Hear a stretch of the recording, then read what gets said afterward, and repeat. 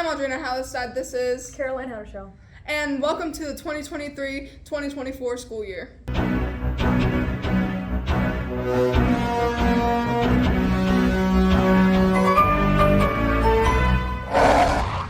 Hey Wildcats, I'm Wiley and I'm here with Coach Jenkins. And today we're going to be talking about FCA. So can you tell us what that's all about and any upcoming events that you have?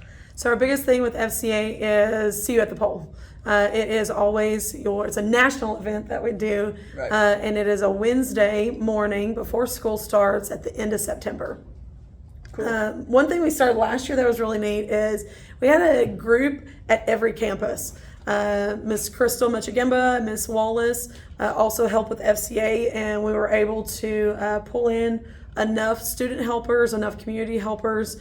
Elementary had their own gathering at the pole, intermediate had a gathering, and then the junior high school meet in front of the junior high campus because it's a little shaded area. Right. Can you tell us a little bit more about See You at the Pole? So really what we try to do, we want our students to lead it. So if you have a beautiful voice out there, you just haven't let it shine yet, let us know. We have live music. We were able to with Haley Robertson and Sean Robertson's family. They came out and played music at the elementary campus, which is where I was last year. It was a really special event. Again, there's live music at every campus. So if you can if you're in our band and you can play an instrument for us and want to be involved, or if you can sing, reach out to someone on FCA, myself, Miss Crystal, Miss Wallace, and we'll get you there so you can let it shine, I guess. Nice. And are there any other events you'd like to talk about? Well, it's kind of funny you asked me to interview today. This was not planned, but what we call the bigger picture, something that we started last year. There's a verse in Galatians that talk about your hands are the good works that you can do. And we organized a spring project to serve at local communities' needs. So we had a group at Good Samaritans working. We had a group at Brookshire's doing car washes. We had a group going to the nursing home in town.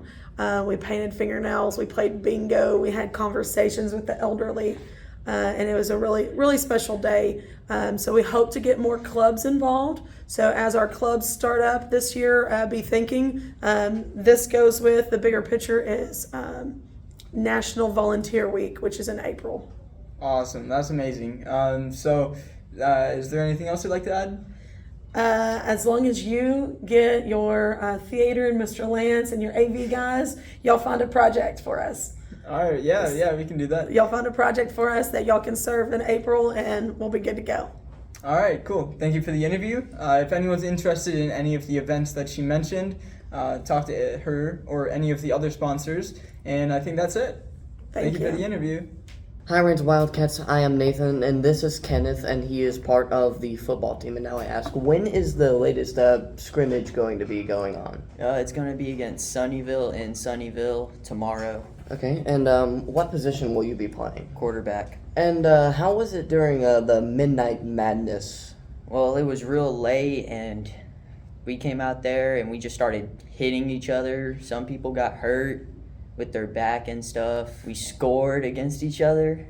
It ended up coming down to a tie. And what exactly is Midnight Madness? Well, it was our first day of hitting, so we just went out there. He said, first day of hitting, we got to come out there. We're going to figure out who wants to be on the team and who doesn't. Okay. So over the summer, do you have any workout routines or anything to keep yourself in shape? Yeah, we do a lot of conditioning every day. We run the football field, sideline to sideline, bleachers. Did that work out for you, and would you recommend it for other people? Yeah, it worked out. I don't get tired as easily. I can go longer than I normally can. Well, thank you for coming on with us today, and thank you for watching, and on to the next story. Hello Wildcats, I'm Sarah Roberts, and this is Zion Filson, and she'll be telling us today about book club.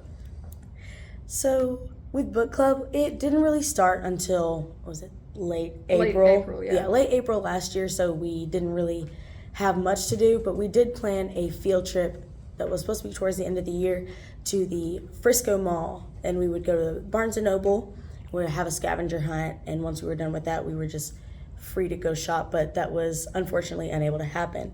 So we are looking forward to that this year. And with book club, some of the things that we do, you can either do the group book reading or you can read a book on your own. You would still have to report on what you're reading by reading the individual book, or when we have like monthly meetings, you would report on the book that you're reading with the group. That's wonderful. Thank you.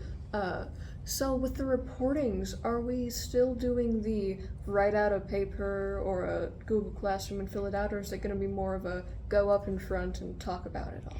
I'm still not entirely sure about that. We haven't folded everything out and gotten it together, but I'm sure we will do one of those things. And the field trip we're taking, when is that? It will be in early December, so it's not full Christmas madness. It will be decorative madness. Lovely. Well, thank you for giving us this interview. And on to the next story. Hi, I'm Lauren Strobush, and I'm here with Izzy Stroman with StuCo. And could you tell us about the back to school fair? Yeah, so we had the back to school fair last week to kick off the school year basically. We had a bunch of local businesses come and donate school supplies. So kids from every district came and just got their school supplies for the year. Was it a lot of school supplies? Yes, it was. There was face painting, the ag department had food, and then just local businesses gave school supplies. Did the ag department make the food for y'all? They made hot dogs, yeah. That's nice. Did you do any raffles or anything like that? Yes, we had raffle items. We're calling the winners right now. It was with the PTO, and How many were called? there's about 30 items that we had sold. There was gift cards to Sidekicks, Y'all Come Back Cafe. We had bicycles, and then more school supplies like backpacks and lunch boxes. Were there any like donations there or anything like that? Yes, we have donors in our community. We actually raised $6,000 for supplies for our teachers that we're delivering throughout the districts this week. That's a lot of money. Is there any left over? Yes, we've only used about $1,500 right now. What are you going to do with the rest of it? Well, throughout the year, if any district just needs anything more, like if the elementary needs more crayons, we can use that money to give it to them. Right. It's very noble. Well, thank you, Izzy, for coming and doing an interview, and thank you, StuCo, for helping out with the community and the community for donating. Thank you for watching, and on to the next one. Hello, everybody. I'm Cameron, and I'm here with Theo. And this is the wonderful Artist of the Week. Theo, would you like to show us what you made? I made the sketchbook cover as recommended by my art teacher. So basically, what she makes us do is first we start out with the covers to paint the covers with our creativity, our personality, and emotions. And the sketchbook's purpose is for once a day, every day, we will write down a definition or something that is like a bell ringer in a way.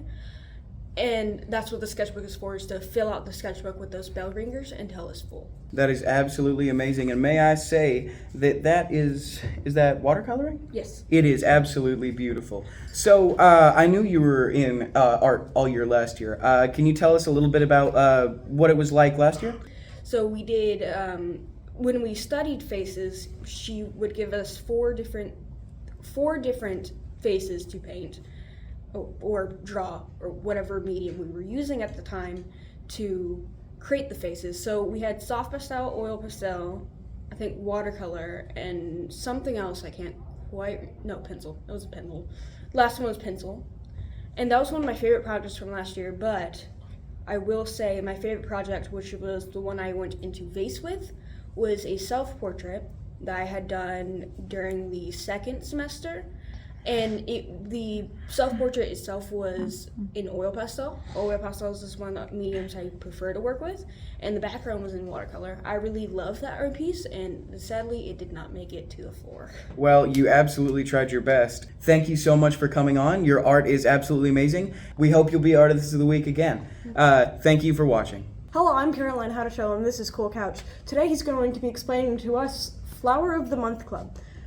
I'm going to start out with, how long have you been in ag? I've been in ag ever since freshman year, but as far as the floral class, I've been in since sophomore year. And when did Flower of the Month Club start? It started my sophomore year. So, would you say you're pretty good at it? I'm getting there. And What does Flower of the Month Club entail? So basically, at the beginning of the school year, like right now, each teacher subscribes. I'm not sure the prices. If you want the prices, you have to get with Miss Bisball. But you basically subscribe at the beginning of the year, and every month you get a flower arrangement. And what do these flower arrangements look like? It depends on the month. In Christmas time, it'll be Christmas themed, and Valentine's Day, it'll have a bunch of hearts on it. Just depends on the month. And how do they design the designs? Each month we just think about what holidays are going on, what's going on at school. If it's homecoming week or around homecoming month, we'll kind of make it Rains Wildcat themed. Just depends on the month. The reason we do this, the Floral of the Month, because the teachers deserve the recognition that they don't get, and we were thinking of ways that we could recognize the teachers for what they do, and this is the best thing that we could come up with. So kind of like the vice principal said, flowers make people happy. Yes, ma'am. Thank you for the interview. Thank you, Wildcats, for watching. On to the next one. Well, hello, Wildcats. My name's Audrina, and I'm here with Lauren. And today we're going to be talking about improv nights. So with improv, that's theater, correct? Yes, it is theater, and we are doing improv nights now, which is basically where you show up and we come up with different prompts, and it's completely unscripted. You have to come up with it on the spot, and it's going to be a lot of fun, a great acting exercise. Theater 1 can come, pretty much anyone in theater can come, parents can come watch, and we're using the money to get in to put to our Puerto Rico trip.